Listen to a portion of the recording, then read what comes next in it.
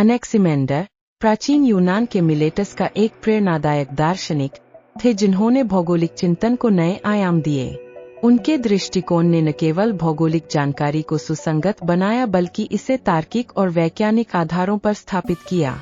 उन्होंने सबसे पहले दुनिया का मानचित्र तैयार किया था, जिसमें पृथ्वी को एक गोलाकार डिस्क की तरह दर्शाया गया था, जो चारों ओर महासागरों द्वारा घिरी हुई थी। इस मानचित्र की नींव ने बाद में अनेक भूगोलवेत्ताओं जैसे हेकेटियस और प्टोल्मी के कार्यों को प्रभावित किया। अनेक्सिमेंडर की सोच ने भौगोलिक संरचना को समझने के लिए एक नई दिशा दी। उन्होंने पृथ्वी को अंतरिक्ष में संतुलित रूप से उभारा, जिसे थेल्स के विचारों के विपरीत समझा गया। उनका यह तर्क कि पृथ्वी एक ड्रम के आकार की है, जो ब्रह्मांड के केंद्र में स्थित है, सममिति और संतुलन की अवधारणा को उजागर करता है। इसका विज्ञान और तर्कशीलता की ओर बढ़ता कदम दर्शाता है। ब्रेहेन में परिवर्तन लाने वाली उनकी सोच ने भूकेंद्रित ब्रह्मांड के नए मॉडल को जन्म दिया, जिससे सूर्य, चंद्रमा और तारों को एक अद्वितीय वैज्ञानिक दृष्टिकोण से देखा गया।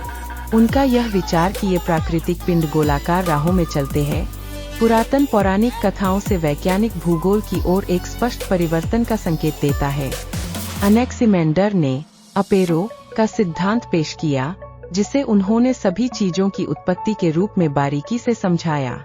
यह दार्शनिक विचार भूगोल में अमूर्त तत्वों को समझने का एक महत्वपूर्ण विस्तार है, जिसमें पृथ्वी और उससे जुड़े तत्वों की खोज की गई।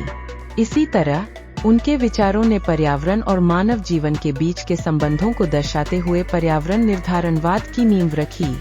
उनकी संस्थापक सोच ने प्रेक्षण और मानचित्र निर्माण के माध्यम से हमारे विश्व में ज्ञान के समृद्धि को आगे बढ़ाया।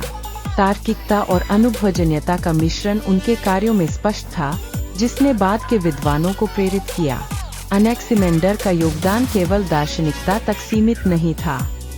वह एक अग्रणी भूगोलवेत्ता थे, जिन्होंने भौगोलिक चिंतन के विकास में अनमोल योगदान दिया।